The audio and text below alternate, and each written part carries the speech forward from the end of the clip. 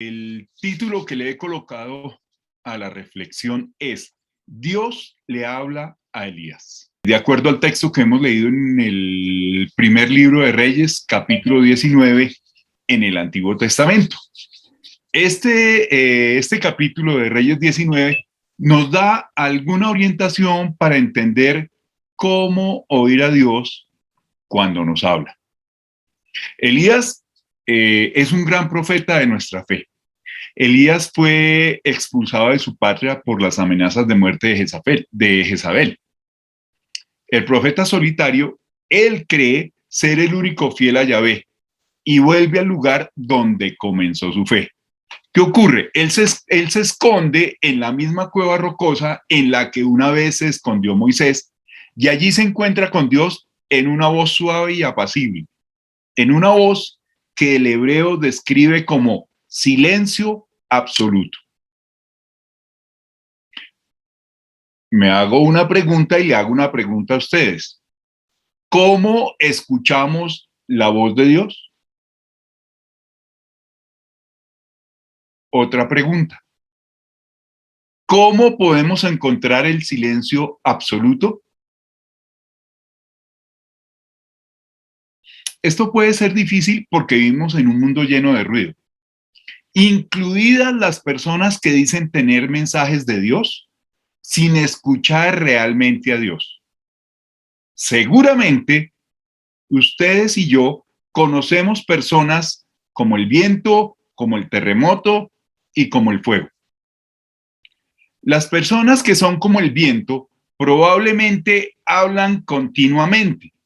Usted les escucha la voz en todas las áreas de la vida. Esas personas son las que dan consejos y luego siguen dando consejos, incluso después de haberles escuchado y aprendido la lección. Tal vez conocemos personas a las que les encanta dar consejos, pero ese consejo es solo viento si la persona no reconoce la presencia de Dios y habla desde el corazón.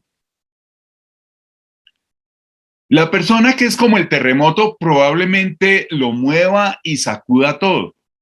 Seguramente podemos ver los resultados de sus acciones. Esas personas siempre están trabajando para mejorar las cosas, a veces dañando a los demás, ya que rara vez tienen tiempo para nadie más. Tal vez conozcamos personas que mueven y agitan, pero sus acciones son tan destructivas como un terremoto si no poseen el amor de Jesucristo en su corazón, que alimente sus palabras, acciones y obras. Y hay personas que son como el fuego. Probablemente son pirómanos, pero no uno que le prende fuego a todo, sino que podemos ver las cenizas de las ideas y proyectos que han sido quemados por ellos. Esas personas tienden a destruir sueños y deseos sin saberlo, al no apoyar la creatividad de los demás. Tal vez conocemos personas que encienden un fuego, pero sus acciones son peores cuando no hay una clara demostración que la fuerza que tienen está dirigida por el Espíritu Santo. Todos conocemos personas que son como el viento, como el terremoto y como el fuego. Puede ser que Dios no esté en esos ruidos fuertes, pero aún así tienen un propósito. Es como si viéramos una película a todo volumen y de repente el televisor se silencia. Entonces podemos escuchar el silencio. Las voces del viento, el terremoto y el fuego preparan a Elías para escuchar el silencio y saber que es un silencio divino, sagrado. Déjenme contarles dos historias. Hace más de 50 años, un médico francés, el doctor Alfred Tomatis, se enfrentó con un caso curioso en su carrera como otorrinolaringólogo. ¿Qué ocurrió? Un cantante de ópera perdió la capacidad de alcanzar determinadas notas, aunque estaban dentro de su rango vocal. Este cantante había ido a consultar a varios otorrinolaringólogos y todos decían que era un problema vocal, de sus cuerdas vocales.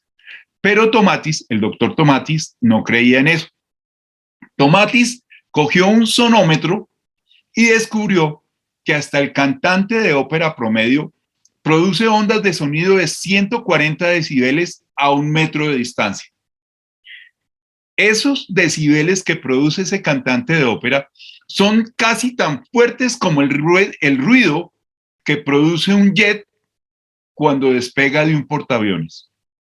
Ahora, ese ruido de 140 decibeles dentro del cráneo, el sonido todavía es mucho más fuerte. Ese descubrimiento llevó a Tomatis al siguiente diagnóstico. El cantante de ópera se había quedado sordo debido al sonido de su propia voz. La mudez selectiva tenía origen en su sordera selectiva. Es que si no puede oír una nota, no se puede cantar. Tomatis sacó la siguiente frase. La voz del ser humano, solo puede reproducir lo que alcanza a oír el oído. La Academia Francesa de Música lo llamó el efecto Tomatis.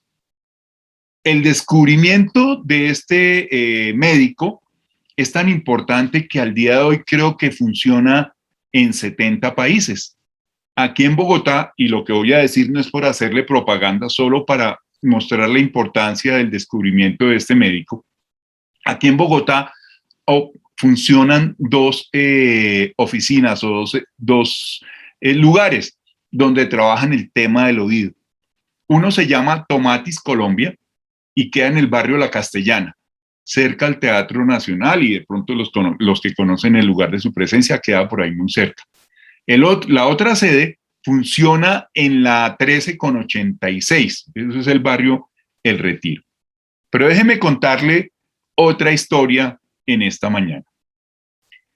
Dice la historia que el 27 de agosto del año de 1883, los granjeros de Alice Springs, en Australia, oyeron lo que parecían disparos de escopeta o de revólver. Ese mismo sonido se oyó, según los reportes, en 50 diferentes lugares geográficos que abarcaban el 30% de la Tierra. Lo que habían oído los australianos eran la erupción de un volcán en la isla Krakatoa, en Indonesia, a casi 3.600 kilómetros de distancia. La erupción de ese volcán fue el sonido más fuerte que se haya medido, tan alto que las ondas sonoras de 310 decibeles le dieron la vuelta a la Tierra por lo menos 4 veces. ¿Qué generó la erupción de ese volcán? Olas marinas de casi 1.000 metros de altura, arrojó rocas a 54 kilómetros de distancia y rajó el concreto de 30 centímetros de grueso a una distancia de 480 kilómetros. Si nosotros hiciéramos un hoyo pasando directamente por el centro de la Tierra, es decir, desde Krakatoa, si cogiéramos un taladro y taladráramos la Tierra pasando por el centro de la Tierra y sacando ese taladro hasta el otro lado de la Tierra, ¿con qué creen? ¿Dónde creen que saldría la punta de ese taladro? Lo dejo que lo piense un momentito. Pero para sorpresa nuestra, la punta de ese taladro vendría a salir aquí en Colombia. Es decir, si lo colocamos al revés, al otro lado del globo terráqueo, de donde está Colombia, acá al respaldo, se encuentra la isla de Krakatoa, allá en Indonesia. El ruido de esa erupción que ocurrió allá en Indonesia no se oyó aquí en Colombia, pero sí hubo un pico medible en la presión atmosférica porque las ondas infrasonoras hicieron presión en el aire. Tal vez no se oyera el ruido, pero sí que se sintió alrededor de todo el mundo. Solo porque no escuchemos un sonido no significa que no exista. ¿Cómo escuchamos el sonido? El sonido es imperceptible, casi no se escucha en los niveles muy bajitos. En los niveles más altos es imposible ignorarlo. Si el sonido sobrepasa los 110 decibeles, nuestra presión sanguínea cambia. A los 141 decibeles sentimos náuseas. A los 145 decibeles nuestra visión, nuestros ojos, se vuelven borrosos. ¿Por qué?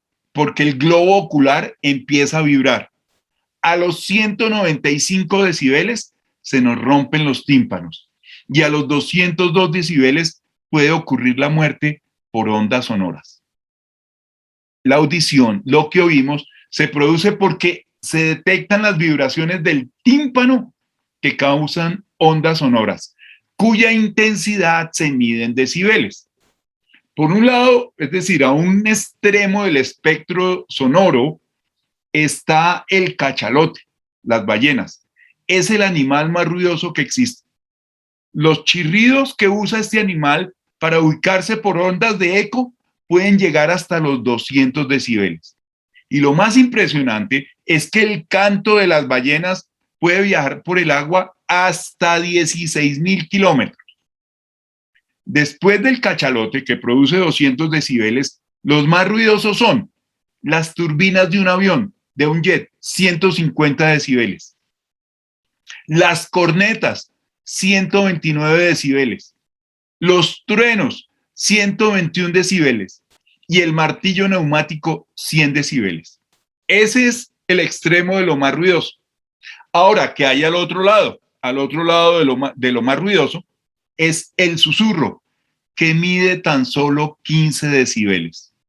En términos técnicos, nuestro umbral absoluto de audición es de 0 decibeles.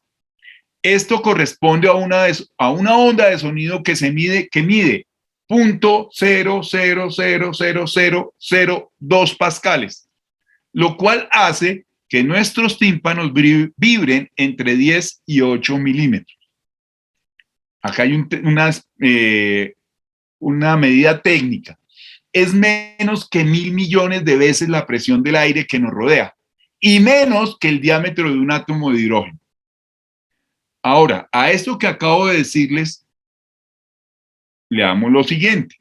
Como heraldo del Señor vino un viento recio, tan violento que partió las montañas e hizo añicos las rocas, pero el Señor no estaba en el viento. Después del viento hubo un terremoto, pero el Señor tampoco estaba en el terremoto.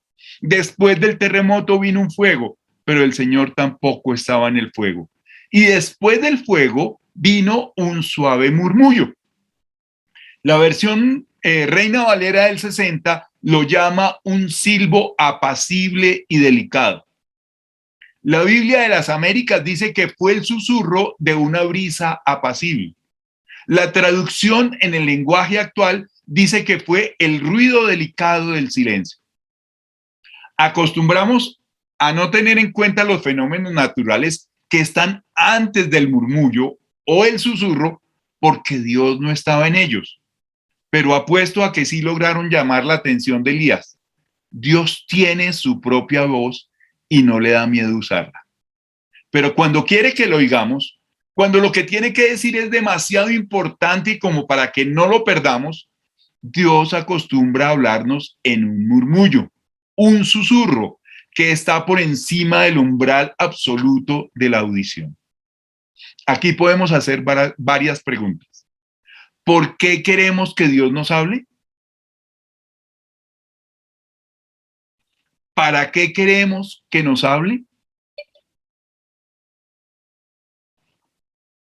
¿Cómo, cuándo y dónde nos puede hablar Dios? En hebreo, demamá significa silencio, quietud o calma. En 1964, Simón y Garfunkel dieron en el clavo con el título de la siguiente canción, El sonido del silencio. El mismo término hebreo que se usa para describir la forma en que Dios nos libra de nuestras angustias. Cambió la tempestad en suave brisa, se calmaron las olas del mar.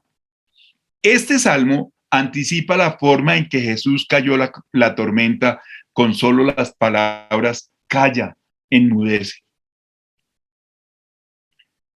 Se susurra o se murmura cuando se quiere guardar un secreto. No hay forma más íntima de comunicación. Si alguien nos habla en susurros, tendremos que acercarnos mucho para oír. Tendremos que acercar nuestra oreja a su boca. Tenemos que acercarnos al susurro. Un hombre contaba que cuando tenía a sus niños pequeños, usaba un truco de vez en cuando, y es que les hablaba en susurros para que se acercaran más y más, y entonces los agarraba y los abrazaba. El término murmullo o susurro se define en los diccionarios como hablar muy suavemente, usando el aliento, sin las cuerdas vocales. Yo lo defino como hablar con voz de pato, sin resonancia, con voz seca. Así es un susurro. Y Dios, que todo lo puede, podría intimidarnos con su voz potente, pero nos arrulla y nos atrae hacia Él con su murmullo tranquilo. Ese murmullo que es el aliento de la vida misma.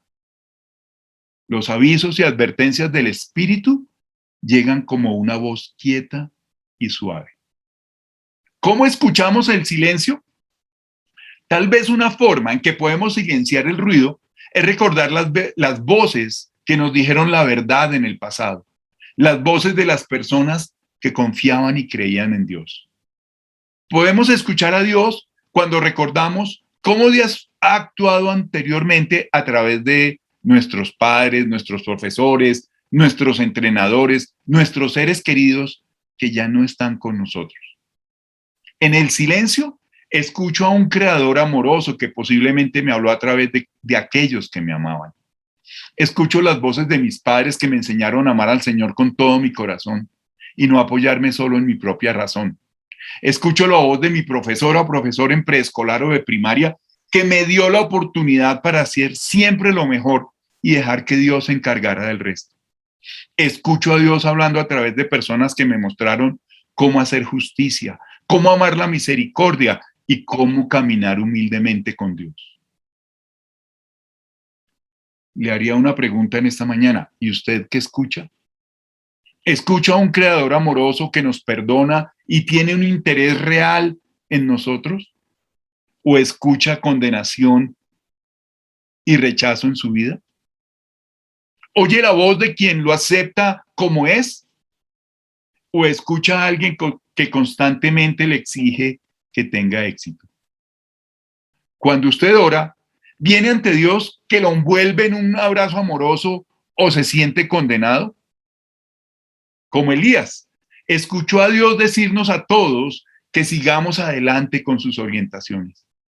Escucho a Dios Trinidad decir, estén quietos y sepan que yo soy Dios. Vayan por todo el mundo haciendo discípulos, bautizándolos y enseñándoles a obedecer lo que Jesús enseñó y recordando que el Espíritu Santo siempre está con ustedes. ¿Cómo nos habla Dios? Bueno, esta pregunta normalmente en la iglesia nos la responden y nos enseñan que Dios nos habla por las Sagradas Escrituras, por la oración, por la predicación, cuando le alabamos o cuando escuchamos alabanzas, por las circunstancias, por otras personas, cuando soñamos y tenemos visiones, cuando nos alejamos de todo y sacamos un tiempo como especial para escuchar a Dios, cuando tomamos espera para recibir alguna orientación y cuando escribimos lo que le preguntamos a Dios. Pero hay otras formas en que Dios nos pueda hablar. Claro que sí.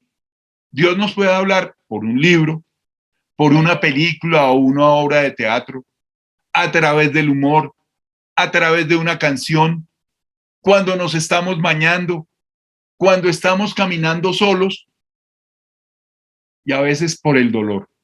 C.S. Lewis dice que el dolor es el megáfono que utiliza Dios para hablarle a una sociedad ensordecida.